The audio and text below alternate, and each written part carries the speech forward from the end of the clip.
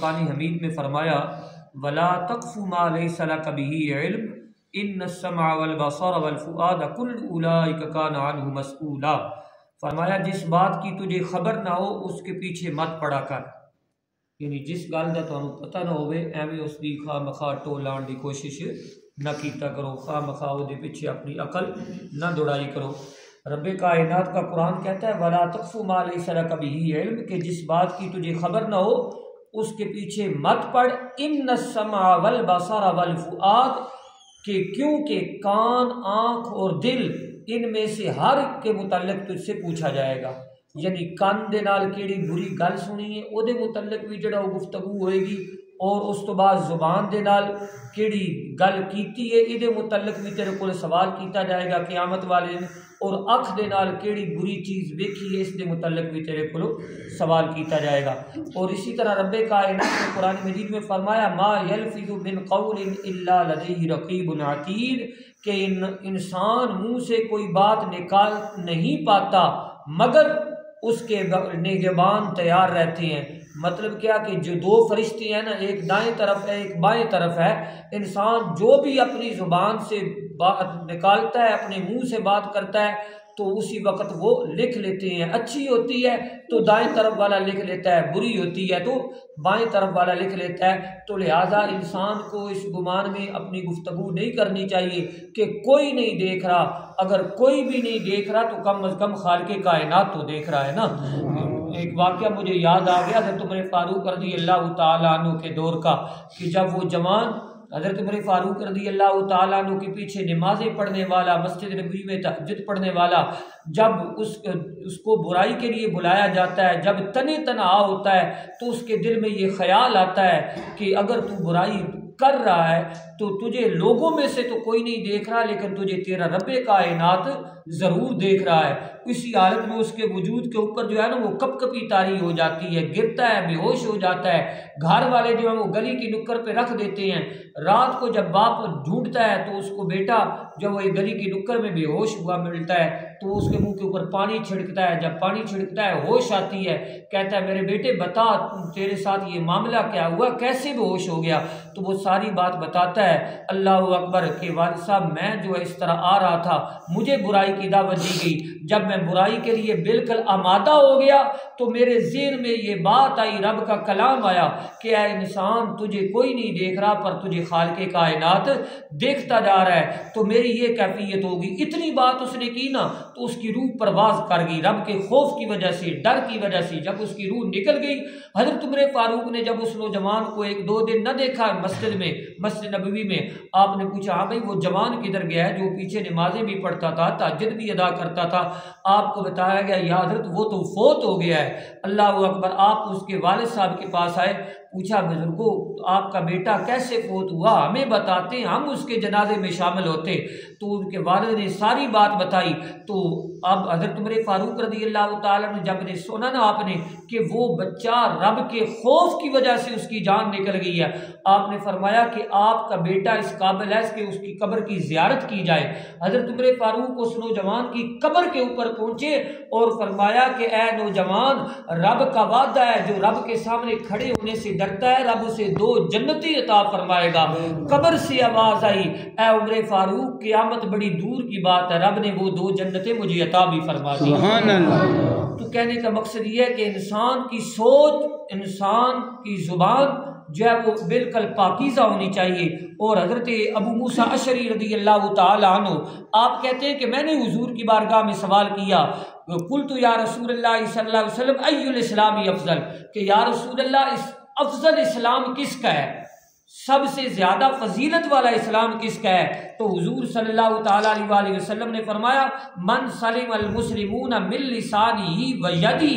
فرمایا جس کی زبان اور جس کے ہاتھ سے لوگ محفوظ رہے اسی کا اسلام سب سے فضیلت والا ہے۔ اور حضرت سفیان بن عبداللہ رضی اللہ تعالیٰ عنہ آپ کہتے ہیں قال قلت یا رسول اللہ صلی اللہ تعالیٰ علیہ وآلہ وسلم، آپ کہتے ہیں کہ میں نے بھی حضور صلی اللہ تعالیٰ علیہ وآلہ وسلم کی بارگاہ میں عرض کی یا رسول اللہ صلی اللہ علیہ وسلم مجھے کوئی ایسی بات بتائیں کہ جس کو میں مضبوطی سے پکڑ لوں، جس کے اوپر میں ایمان لے آؤں۔ تو حضور صلی اللہ تعالیٰ علیہ وآلہ وسلم نے فرمایا کہ اے اب سفیان اس طرح کر کہ سب سے زیادہ اپنے تجھے جس بات مجھے خوف ہے جس بات کا وہ یہ ہے کہ اپنی زبان کو پکڑ کے فرمایا حضور صلی اللہ تعالی وسلم نے فرمایا کہ اس زبان کو اپنے قابو میں رکھنا۔ حضور صلی اللہ تعالی وسلم فرما رہے ہیں کہ اپنی زبان کو اپنے قابو میں رکھنا تو تم جو ہے وہ بالکل نجات پا جاؤ گے۔ اور اسی طرح حضرت عتبہ بن عامر رضی اللہ تعالیٰ عنہ آپ کہتے ہیں میں نے بھی حضور صلی اللہ علیہ وسلم کی بارگاہ میں عرض کی قال قلت یا رسول اللہ من نجا، یا رسول اللہ صلی اللہ تعالی وسلم نجات کس میں ہے؟ تو آپ صلی اللہ تعالی علیہ وآلہ وسلم نے قال املک علیک لسانک، حضور صلی اللہ علیہ وسلم نے اپنی فرمایا کہ اپنی زبان کی حفاظت کر اور تمہارا گھر تم پر وسیع ہو جائے اور اپنی خطاؤں پر آنسو بہا۔ ایسی بات بڑی سوچن والی ہے۔ میں بھی ویسے پہلے کیونکہ میرے بھی گھر والے اتنے نہیں سی ہوندے تو میں بھی جناب بازار والے پاسے رک کردا سی، سارا دن بازار کے اندر ہی۔ حضور صلی اللہ تعالیٰ علیہ وآلہ وسلم دے کولوں صحابی نے پوچھا نا کہ بھئی یا رسول اللہ نجات کس دے اندر ہے؟ تو حضور صلی اللہ تعالیٰ علیہ وسلم نے 3 باتیں ارشاد فرمائیاں۔ ایک فرمایا اپنی زبان دی حفاظت، دوسرا فرمایا کہ تیرا گھر تیرے اتے وسیع ہو جائے، مطلب کہ اپنا زیادہ تر جڑا فراغت دا وقت ہے نا بغیر کم تو وہ اپنے گھر دے اندر گزاریا کرو۔ اور اسی طرح حضور صلی اللہ علیہ وسلم نے فرمایا کہ اپنی غلطیاں نو یاد کر کے اپنے آنسو بہایا کرو تو سانو رب کائنات نجات عطا فرما دے گا۔ اور حضرت سہل بن سعد رضی اللہ تعالی عنہ آپ کہتے ہیں رسول اللہ صلی اللہ تعالی وسلم من یضمن لی ما بین لحیی و ما بین رجلی، حضور صلی اللہ تعالی علیہ وآلہ وسلم نے فرمایا کہ جیڑا بندہ 2 جبڑیاں دے درمیان جیڑی چیز ہے مثلا اپنی زبان اور 2 ٹنگاں دے درمیان جیڑی چیز ہے، حضور نے فرمایا کہ جیڑا بندہ ان 2 چیزاں دی ضمانت دے دے میں محمد رسول جنت دی ضمانت عطا فرما دیواں گا۔ اس وجہ تو اپنی شرمگاہ دی بھی حفاظت کرنی ہے اور اس تو بعد اپنی زبان دی بھی حفاظت کرنی ہے۔ اور حضور صلی اللہ تعالیٰ علیہ وآلہ وسلم آپ نے فرمایا کہ پہلے بھی حدیث مبارکہ غالباً کسی درس کے اندر گزری ہے، حضور صلی اللہ تعالیٰ علیہ وسلم نے فرمایا کہ آدمی دا ایمان اس وقت تک درست نہیں جدوں تک او دا دل درست نہیں، اور انسان دا دل ادو تک درست نہیں ہو سکتا جدوں تک او دی زبان درست نہ ہو جاوے۔ تو لہٰذا بڑی تاکید آئی ہے زبان دے بارے وچ، اتھوں تک کہ اذا اصبح ابن آدم فإن الأعضاء كلها، جدو آندا نا جناب صبح دا وقت تے تمام اعضاء جڑے نے نا او زبان دے سامنے آدے نے کہ اے زبان تو سدھی روی، اگر تو سدھی رہے گی تے ساڈے معاملات بھی سدھے رہن گے، اگر تو الٹی ہوگی تے ساڈے معاملات بھی الٹے ہو جان گے۔ اس وجہ تو حضرت ابو ہریرہ رضی اللہ تعالیٰ عنہ آپ ارشاد فرماتے ہیں کہ رسول اللہ صلی اللہ تعالیٰ علیہ وآلہ وسلم نے فرمایا، اے دیکھو نا لفظ بات دی گل آ رہی ہے، اساں سوچتے نہیں ہیں کیڑی گل کرنی ہے کیڑی نہیں کرنی، بس اپنی زبان تو گفتگو کرتے جا رہے ہیں۔ جیڑا جتنا زیادہ بولتا ہے اتنا ہی خسارے دے اندر رہتا ہے، جیڑا جتنا کم بولتا ہے وہ اتنے ہی گناہاں تو بچ سکتا ہے۔ اگے حضور صلی اللہ علیہ وسلم دا فرمان عالی شان سنو، حضور صلی اللہ تعالیٰ علیہ وآلہ وسلم نے فرمایا کہ بندہ اللہ تعالیٰ دی رضامندی دی بات کرتا رہتا ہے تے اس نو کوئی پرواہ نہیں ہوندی، اتھوں تک کہ اللہ تبارک و تعالیٰ او دے درجے بلند فرما دیتا ہے۔ اور بعد دفعہ بندہ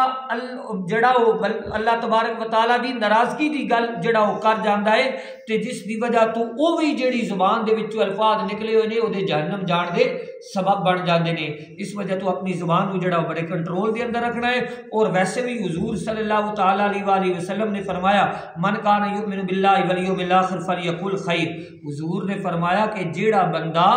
اللہ اور آخرت دے دن دے اتے ایمان رکھدا ہے نا اس نو چاہیے ہے کہ یا تے چنگی گل کیتا کرے یا پھر خاموش رہیا کرے۔ اس وجہ تو اج دے درس دا اے وی تانوں پیغام ہے کہ اپنی زبان جڑا اس دی حفاظت کرو، اپنی زبان نو کنٹرول دے اندر رکھو۔ اے وی زبان ہے کہ جس دی وجہ تو انسان جڑا وہ بہت بلند مقام جڑا وہ پا جاندا ہے۔ اے وی زبان ہے جدو غلط استعمال ہوندی ہے تے انسان جڑا وہ معاشرے دی رسوائی دا سبب بن جاندا ہے۔ دعا اللہ پاک عمل دی توفیق عطا فرمائے۔ الصلاۃ